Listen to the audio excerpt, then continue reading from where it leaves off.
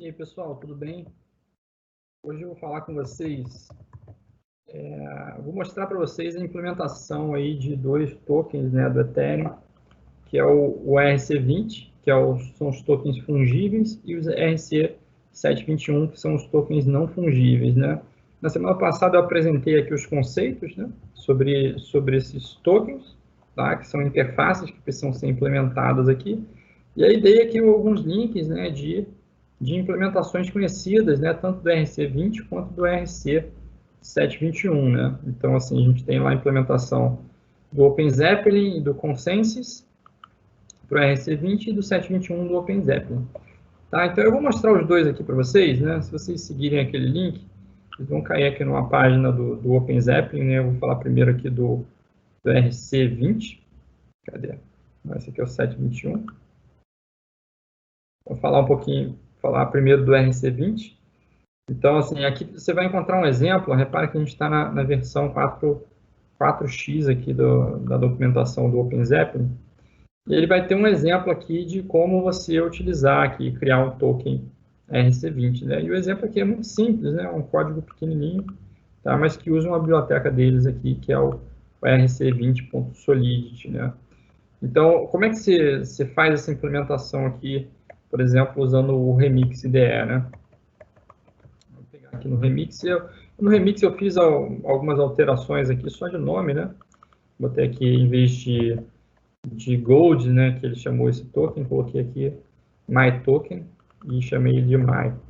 Tá? Quando você coloca esse código aqui, você bota um import usando aqui uma biblioteca, né, o Remix ele baixa essas dependências aqui, ó, e coloca elas disponíveis para você poder utilizar. Então, o código aqui do ERC20 está nesse contrato, né, que é um contrato lá escrito pelo OpenZeppelin.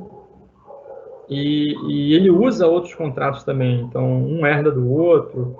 Então tem outras dependências aqui que fazem parte da biblioteca, por exemplo, essa interface aqui, que é a interface ERC20, que é a interface oficial aí de implementação, e outras coisas aqui que vêm úteis. Então tudo isso é utilizado aqui na implementação. Mas aí o que é interessante, né? Essa implementação aqui ela fica muito simples, porque você faz um uso de herança com um monte de código que já está pré-definido, e você está simplesmente sobrescrevendo aqui um construtor, chamando um outro construtor, que é o construtor desse contrato aqui, ERC20, dando aqui um nome e uma sigla para o seu token. Tá? E ele precisa de um parâmetro que é initial supply, que é a quantidade de tokens que você está emitindo.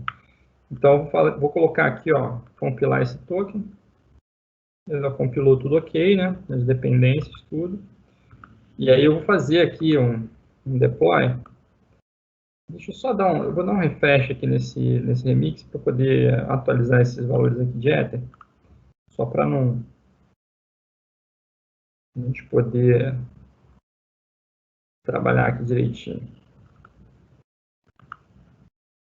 Vou pegar aqui o MyToken, vou compilar ele. Compilou. Então, vou fazer o deploy aqui dessa primeira conta. E aí, quem está fazendo o deploy desse contrato... não é o ERC20 que eu quero compilar aqui o MyToken. Fazer o deploy desse cara aqui. Fazer o deploy desse MyToken, né, o cara que fizer o deploy, né, a conta que está aqui, que vai ser o gestor aqui do token, e ele que vai receber as primeiras moedas, né? Esse método aqui, mint, né? Seria emitir esses tokens, né? E aí esse sender aqui do mint, que é o cara que vai controlar esses tokens, efetivamente, né? Então, digamos que a gente começa com 1000 tokens. Vou fazer aqui a transação rodou ok, tá? E aí meu contrato tá feito deploy aqui embaixo, e a gente pode checar, por exemplo, o saldo da conta, né? Então, eu vou pegar o saldo da conta desse emissor aqui, que é o cara que emitiu os tokens, né? Ver aqui o saldo, ele tem 1000 tokens, né? Como era esperado.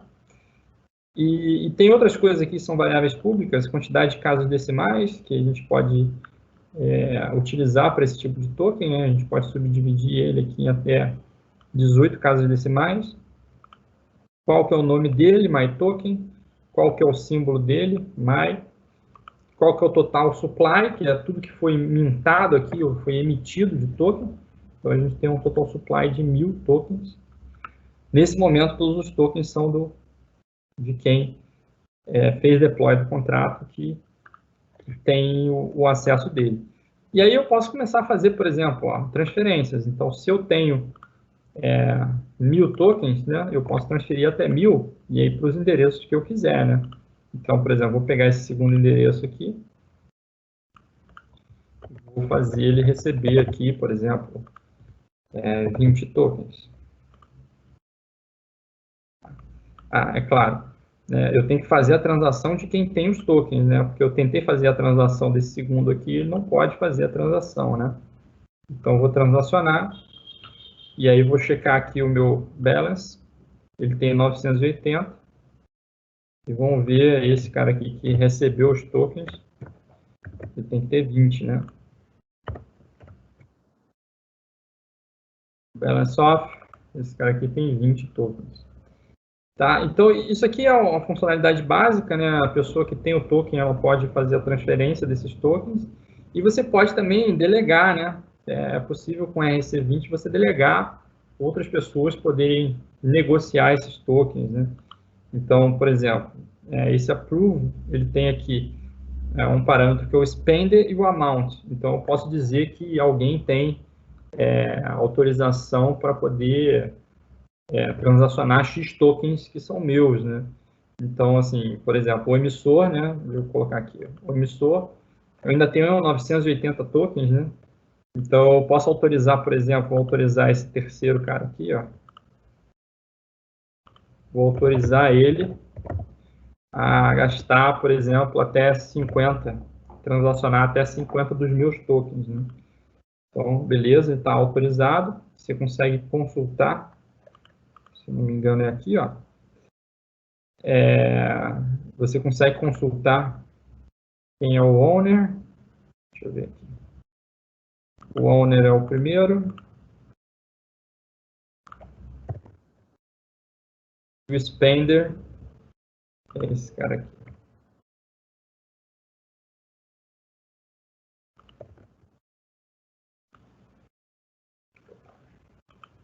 Então, acho que tem alguma coisa aqui. Deixa eu ver se eu errei.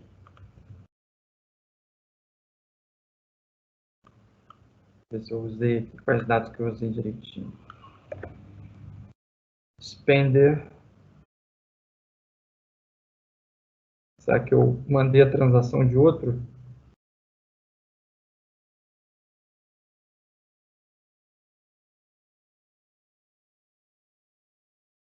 04B.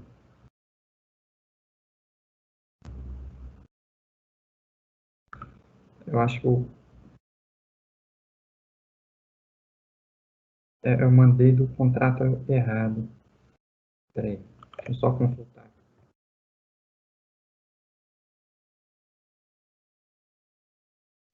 Eu mandei dele para ele mesmo, né? Isso aqui não faz muito sentido. Deixa eu mandar desse cara aqui, ó.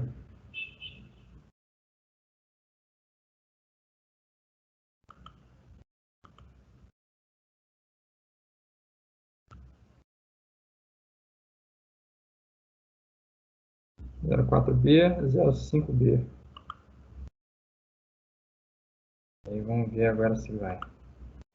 Beleza, o cara tem 50 para gastar do que tem atualmente. Esse cara aqui tem 980,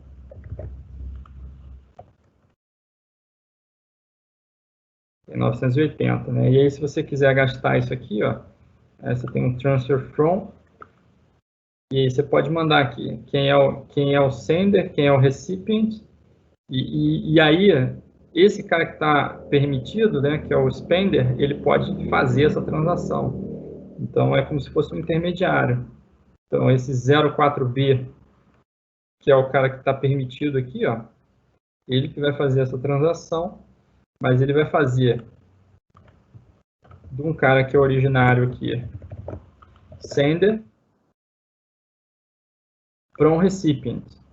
Então, é como se esse 04B aqui fosse uma exchange da vida que ela pode transacionar o token de outras pessoas. Tá? Ela está permitida a fazer esse tipo de transação.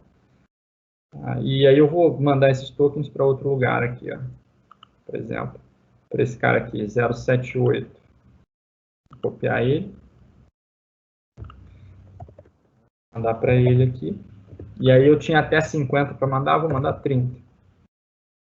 Transact. Opa. Ele disse que eu excedi o allowance. Mas eu tenho allowance. Spender owner. Deixa eu conferir certinho aqui.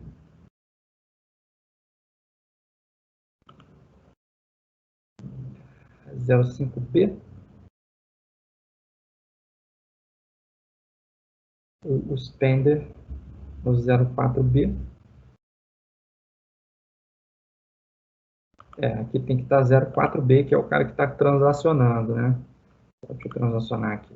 Agora foi. Então, o 04B que fez a transação, né? Mandando do spender, que é o 05B, para o recipient, que é o 078, né? E aí a gente pode conferir se esse cara aqui recebeu efetivamente. Deixa eu ver aqui.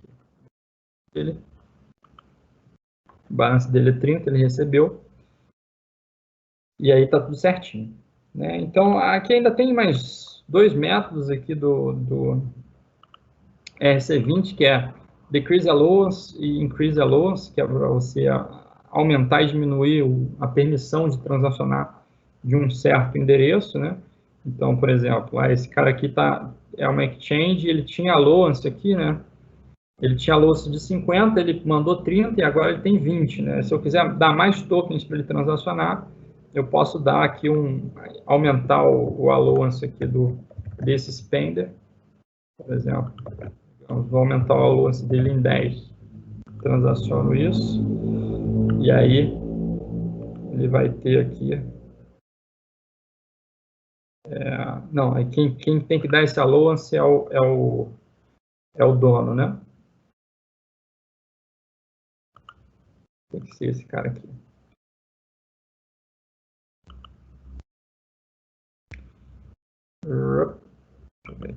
Pronto, aumentou aqui para 30.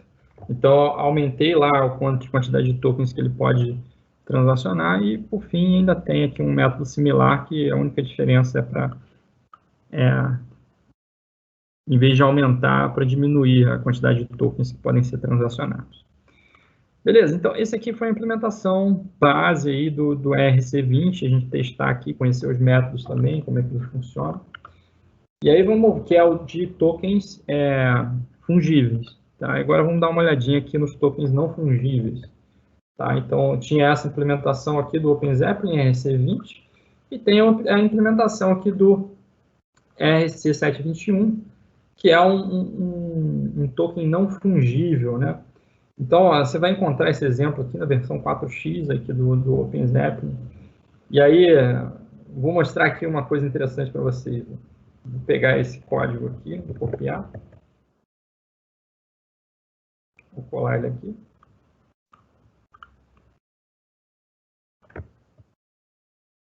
E assim, vou salvar, né? E fazer a compilação. Quando você faz isso aqui, né, ele dá um erro, né? Falando que tem o set token URI, só o set token URI ele não está declarado, né? Aí eu fui correr atrás desse erro aqui, né? E descobri aqui na comunidade que isso, no momento que eu estou gravando esse vídeo, ele realmente é um erro, né? Inclusive tem aqui um issue, né, aberto em relação a esse erro, dizendo aqui que eles fizeram a atualização na biblioteca e não atualizaram o exemplo. Então, o exemplo está com problema e esse token está aqui um estado open, né? Ou seja, esse token não, essa issue, né? Está com estado open e assim, um dia vão corrigir isso. É claro que você tem sempre uma correção aqui mais imediata, né? Por exemplo, aqui a gente tem qual que era o objetivo aqui, né? O ERC721, né, ele define tokens não fungíveis. Mas aqui, se você só declarar ele, igual fez no RC20, ele não funciona, porque no construtor do RC721, ele não tem o mint, tá? O mint é a emissão de token, tá? Efetivamente. Então, assim, você precisa dizer, né, para o token não fungível o que você está emitindo efetivamente. E um padrão comum para a gente fazer isso é você ter um token URI, que é uma URL externa, que guarda lá os metadados desse token, ou seja, o que é esse token efetivamente, tá? Para que as pessoas possam consultar e assim, a gente ter alguma informação em relação ao que ele é. Tá? Você não precisa ter isso, né, efetivamente aqui. Então, isso aqui virou uma feature opcional na implementação do RC721 lá pelo pessoal da OpenZeppelin. Só que eles esqueceram de vir aqui, né, e tirar fora essa parte, tá? Ou colocar aqui a nova interface lá que eles criaram para ter isso, tá? Então você faz essa alteraçãozinha aqui de código, tá?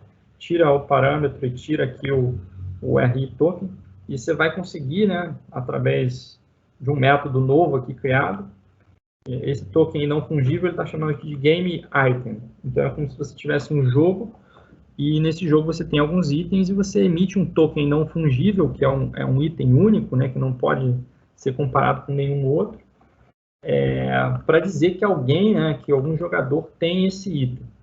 Tá? E aí quando você roda essa função aqui, award item, né, você diz o endereço do jogador, e aí você vai gerar um novo token ID, através de você incrementar esses IDs, né, ele tem aqui um enumerável, né, um contador que ele incrementa sempre que emite um novo token, então cada token tem um ID único, e ele pega esse ID único e aí faz a emissão do token, que é esse método mint, para esse determinado player, ou seja, você já cria o item já associando ao jogador que tem esse item, e aí você pode, a partir daí, esse jogador ele pode trocar esse item com outros jogadores, né? Então, vou fazer aqui a compilação, a gente já salvei, compilou esse contrato aqui, ele está compilando direitinho com essa alteração que foi feita, e aí deixa eu tirar aqui o RC20, vou fazer o deploy aqui do game item, aqui embaixo, deploy, tá? O game item ele vai estar aqui. Tem vários métodos públicos aqui na interface, várias variáveis públicas aqui na interface RC721, só que você tem que emitir algum token para você poder começar a trabalhar com o token. Então, a gente tem que usar esse award item aqui para algum player. Tá? Então, eu fiz o deploy do contrato por esse cara aqui, né? Então, quem vai poder dar award item, né? É esse cara. Deixa eu pegar aqui um outro. Deixa aqui.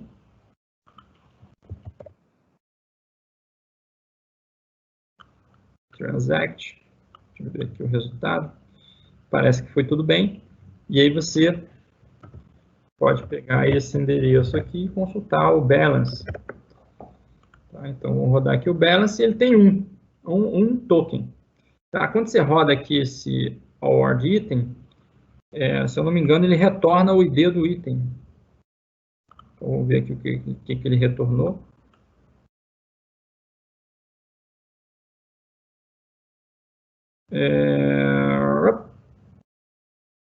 Aqui, output 1. Então, o ID do item é 1. É um sequencial, então eu tenho um token de número 1 e eu tenho somente um token. Tá? E aí você pode consultar algumas coisas, por exemplo, qual o nome do teu contrato aqui, ou do teu token, né, que chama game item. Quem é o dono de algum token, então, por exemplo, token ID 1, esse cara aqui que é o dono, então, qualquer um que reclame a propriedade de um determinado token, basta você vir aqui no contrato e consultar, para você poder saber que esse token é realmente de uma pessoa ou não é de uma determinada pessoa. Na verdade, não é uma pessoa, né? É um endereço. E aí tinha outras informações aqui que eram legais, com metadado, por exemplo, token URI, só que com essa implementação aqui do OpenZeppelin, esse cara tá bugado, não tem, efetivamente, porque eles mudaram a a implementação, né? Então, isso aqui não vai retornar nada para a gente, ó. Deu um erro. E você pode transacionar o token. Então, por exemplo, vamos fazer uma transação aqui, ó. Transfer. From to, né? Então, from esse cara aqui.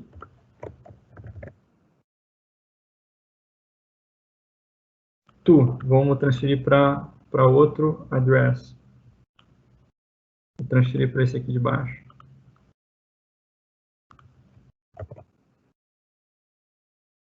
E diz o token ID que é o 1, né? Quem é que pode fazer esse transfer, né? Teria que ser quem tem o token. Então, vou fazer aqui transact. Foi. E aí a gente consulta aqui agora quem é o owner. E aí mudou aqui, né? A gente transferiu para esse cara aqui. Esse cara aqui é efetivamente o owner desse token. Além disso, né, os tokens não fungíveis, eles têm também essa funcionalidade de delegação, né? Então, da mesma forma que tem lá no RC20, né, a gente pode aprovar alguém, né, uma outra entidade, negociar esse token, né? E aí fazer a transferência utilizando essa delegação. Tá? Eu não vou fazer aqui, porque a gente já fez no RC20, então já deu para entender como é que funciona. Mas só para vocês saberem que tem essa funcionalidade também. Você pode delegar fazer a transação desses tokens. Tá bom? Então, foi essa aí um exemplo de implementação, né? Só alguns comentários, né? Como a gente está usando o código open source, então, como vocês podem ver, né? Ainda bem que o problema foi no exemplo, mas a gente pode sempre ter problemas em relação ao código, né? É claro que é melhor do que a gente não ter código nenhum, fazer a implementação do zero. Tem muito mais risco da gente cometer erros do que você pegar uma implementação que já existe, já foi testada, né? Esse Open Zeppelin, ele tem testes unitários implementados, então eu não sei se ele vai baixar aqui na dependência, mas se você for olhar lá no repositório deles, eles têm testes automatizados e já te dá uma confiança maior aí de você poder estar com uma implementação ok.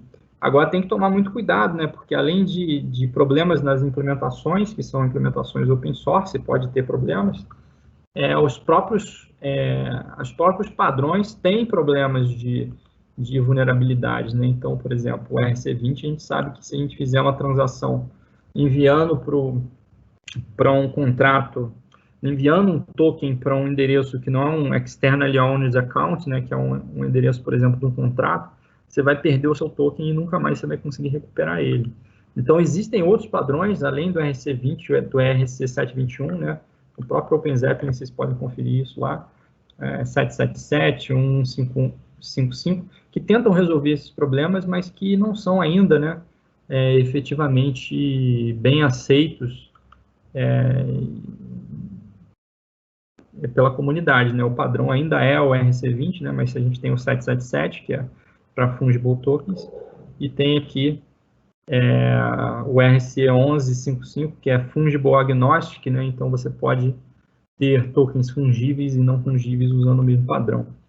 Tá? Então, vale a pena dar uma olhadinha, né? Para o futuro, acho que talvez esses tokens sejam mais bem aceitos, mas hoje em dia o padrão é usar o RC20 para token não fungível e o RC721 para token fungível. Tá bom?